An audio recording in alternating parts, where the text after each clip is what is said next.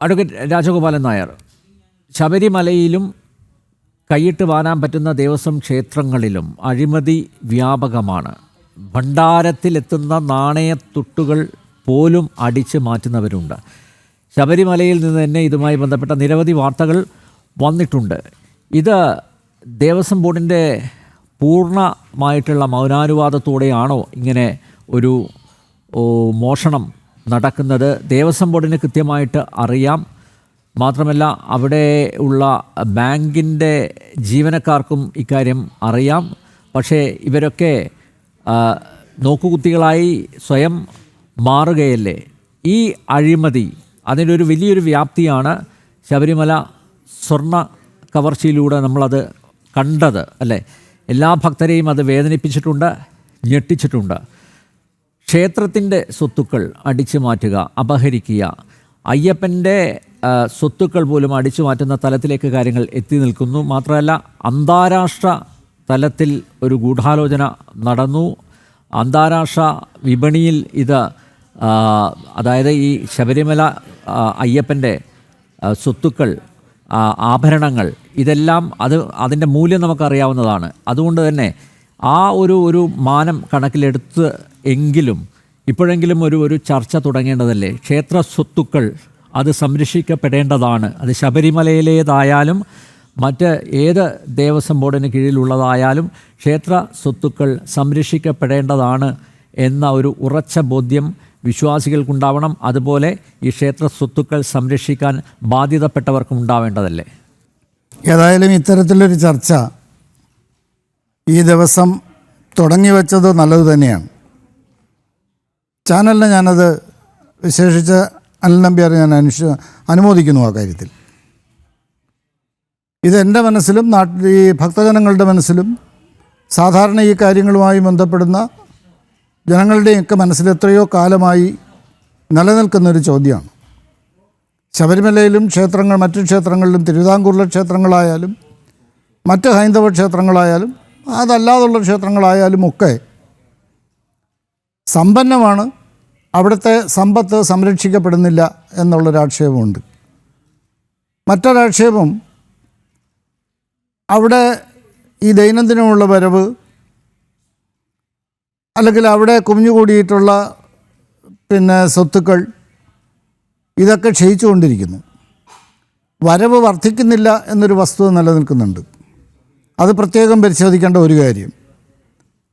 കാലാനുസൃതമായി സ്വാഭാവികമായി വരുന്ന നോമിനലായിട്ടുള്ള വർധനവല്ലാതെ തിരുവിതാംകൂറിലെ ആയാലും കൊച്ചിയിലെ ആയാലും മറ്റ് കേരളത്തിലെ ക്ഷേത്രങ്ങളിലായാലും വരവ് വർദ്ധിക്കുന്നില്ല. ആ ഒരു സത്യം കാണണം. മറ്റൊന്ന്, ഈ ക്ഷേത്ര സ്വത്തുക്കൾ സംരക്ഷിക്കപ്പെടേണ്ടതല്ലേ എന്ന് ചോദിച്ചാൽ അതിനൊരു വലിയ ചരിത്രമുണ്ട്. ഈ ക്ഷേത്രങ്ങൾ, തിരുവിതാംകൂറിലെ ക്ഷേത്രങ്ങളെ സംബന്ധിച്ച് തന്നെ പറഞ്ഞാൽ 1200-ലധികം ക്ഷേത്രങ്ങൾ 1811 നാട്ടുപ്രമാണിമാരിൽ നിന്ന് അല്ലെങ്കിൽ ഊരാളന്മാരിൽ നിന്ന് തിരുവിതാംകൂറിലെ മഹാരാജാവ്, അന്നത്തെ റീജൻറ്റ് കേണൽ മൺറോ പുറപ്പെടുവിക്കുന്ന ഒരു വിളംബരം വഴി ടേക്ക് ഓവർ ചെയ്യുന്നത്. അന്ന് ടേക്ക് ഓവർ ചെയ്ത് അത് കഴിഞ്ഞ് ഒരു 8-10 വർഷം കഴിയുമ്പോൾ ക്ഷേത്ര സ്വത്തുക്കളെ സംബന്ധിച്ച് കണക്കെടുത്തു. 1820-21 ആണ്. ആ കണക്ക് പ്രകാരം 32,000 ഹെക്ടർ കൃഷിഭൂമിയും ഫോറസ്റ്റ് ലാൻഡുമായിട്ട് ആ ക്ഷേത്രങ്ങളുടെ വകയായിട്ടുണ്ട്. 32,000 ഹെക്ടർ എന്ന് പറയുന്നത് അറിയാമല്ലോ, അപ്പോൾ എത്ര വരും? അതെ അതെ. ആ വസ്തുക്കൾ ഇപ്പോൾ ഉണ്ടോ? ആ വസ്തുക്കളില്ല എന്ന് മാത്രമല്ല, അതിൻ്റെ ഒരു 10% പോലും ഇല്ല എന്നുള്ളതാണ് വസ്തുത.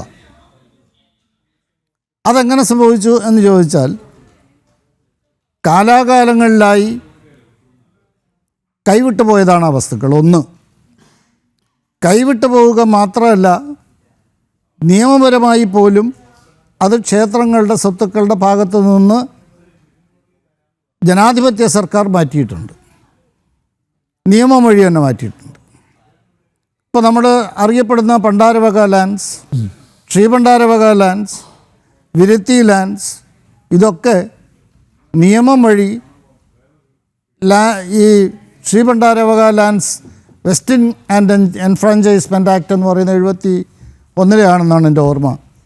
ആക്ട് വന്നു, അതുവഴി അന്ന് കൈവശമിരുന്നവർക്ക് പോയി. വിരുത്തി ലാൻഡ്സ് എൻഫ്രാഞ്ചൈസ്മെൻറ്റ് ആക്ട് 1980 വന്നു. നിലങ്ങളാണ് ഭൂരിപക്ഷവും. അത് അന്ന് കൈവശമിരുന്ന ആളുകളുടെ പട്ടയത്തിലേക്ക് പോയി. ഫോറസ്റ്റ് ലാൻഡ് പല വിധത്തിലും പോയി. അതെങ്ങനെ പോയി, ആരുടെ കയ്യിലേക്ക് പോയി എന്ന് ഇന്ന് പറയുന്നത് ഒരു കോൺട്രവേഴ്സിയലായി മാറും എന്നുള്ളത് കൊണ്ട് തന്നെ ഞാൻ അതിലേക്ക് പോകുന്നില്ല. അപ്പോൾ നിയമപരമായി എനോർമസായിട്ട് ക്ഷേത്രങ്ങൾക്കുണ്ടായിരുന്ന സ്വത്ത് കാലാകാലങ്ങളിൽ വന്ന നിയമം വഴിയും അല്ലാതെയും കൈവിട്ടു പോയിട്ടുണ്ട്. ഇതിൻ്റെ മറ്റൊരു പതിപ്പാണ് കൈവശം ഉണ്ടായിരുന്ന ലാൻഡിൽ ഈ ഏകദേശം 50-ന് ശേഷം വന്ന 1900-ന് ശേഷം വന്ന എൻക്രോച്ച്മെൻറ്റ്സ്. ആ എൻക്രോച്ച്മെൻറ്റ് ഒന്ന് പ്രിവെൻറ്റ് ചെയ്യാനോ ആ എൻക്രോച്ച്മെൻറ്റ് ഫലപ്രദമായി അത് ഒഴിപ്പിച്ചെടുക്കാനോ ഉള്ള നടപടികൾ കേരളത്തിലെ 5 ദേവസ്വങ്ങൾക്കും കഴിഞ്ഞിട്ടില്ല. മലബാർ ദേവസ്വത്തിലാണ് ഒരുപക്ഷെ തിരുവിതാംകൂറിനേക്കാൾ ഏറെ വിസ്തൃതമായ ലാൻഡുള്ളതും മറ്റ് അന്യ ആളുകളുടെ കൈവശത്തിലേക്ക് ലാൻഡ് പോയിട്ടുള്ളതും. അത് തിരിച്ചെടുക്കാനുള്ള ശ്രമം മലബാർ ദേവസ്വം എത്രയോ കാലമായി നടന്നിട്ടില്ല. തിരുവിതാംകൂർ ദേവസ്വം ബോർഡ് ശ്രമിക്കുന്നുണ്ട്, കൊച്ചിൻ ദേവസ്വം ബോർഡ് ശ്രമിക്കുന്നുണ്ട്. ഇതെല്ലാം നോമിനലായി പേപ്പറിൽ മാത്രം അവശേഷിക്കുന്നതല്ലാതെ അതിനുവേണ്ടി ചിലവാക്കുന്ന ഒരു വലിയ തുക അതിന് പോലും വರ್ತല്ല എന്നുള്ളതാണ്. അപ്പോൾ അങ്ങനെ ചരിത്രപരമായ പല കാരണങ്ങൾ കൊണ്ട് ക്ഷേത്രങ്ങളുടെ സ്വത്തുക്കൾ നഷ്ടപ്പെട്ടു പോയിരിക്കുന്നു. അതിൻ്റെ നഷ്ടം അതുകൊണ്ട് എന്ത് സംഭവിക്കുന്നു എന്ന് ചോദിച്ചാൽ, ഇപ്പോൾ കേരളത്തിലെ മലബാറിലായാലും ശരി, തെക്കൻ കേരളത്തിലെയും വടക്കൻ കേരളത്തിലെയും ഒക്കെ ക്ഷേത്രങ്ങളുടെ ഏകദേശം ഒരു 80%-ലധികം ക്ഷേത്രങ്ങൾ ദൈനംദിന പൂജയ്ക്ക് പോലും വക കൊള്ളാൻ കഴിയാത്ത സ്ഥിതിയാണ് ക്ഷേത്രങ്ങളുള്ളത്. അല്ലാതെ ശബരിമല പോലെയോ അല്ലെങ്കിൽ മറ്റ് ഗുരുവായൂർ പോലെയോ ഉള്ള ക്ഷേത്രങ്ങളുണ്ട്, അതില്ല എന്നുള്ളതല്ല. അപ്പോൾ ബഹുഭൂരിപക്ഷം ക്ഷേത്രങ്ങളും ആ പഴയ പോലെ ആചാരക്രമം അനുസരിച്ച് കാര്യങ്ങൾ നടത്തിപ്പോകാൻ കഴിയാത്ത സ്ഥിതിയിലേക്കെത്തി. ഇത് ഒരു വശം. മറ്റൊന്ന്, നേരത്തെ സൂചിപ്പിച്ചത്, അവിടെ നടക്കുന്ന അഴിമതിയും കൊള്ളയും ലീക്കേജുമാണ്. അതുകൊണ്ട് ഇല്ലെന്നല്ല, അതിനും കാരണങ്ങളുണ്ട്. ഇപ്പോൾ ഭരണപരമായ കാര്യങ്ങളുമുണ്ട്, സാങ്കേതികമായ കാരണങ്ങളുമുണ്ട്. ഇപ്പോൾ ഭരണപരമായ കാര്യം എന്ന് പറഞ്ഞാൽ ദേവസ്വം ബോർഡുകളെ ഒരിക്കലും കുറ്റം പറയാതിരിക്കാൻ കഴിയില്ല. ദേവസ്വം ബോർഡുകൾ അധികാരത്തിൽ വന്നാൽ ശുഷ്കാന്തിയോടുകൂടിയുള്ള ഭരണം നടത്താൻ എത്രമാത്രം ശ്രമിക്കുന്നു എന്നുള്ളത് ഒരു പരിശോധിക്കപ്പെടേണ്ട വിഷയം തന്നെയാണ്.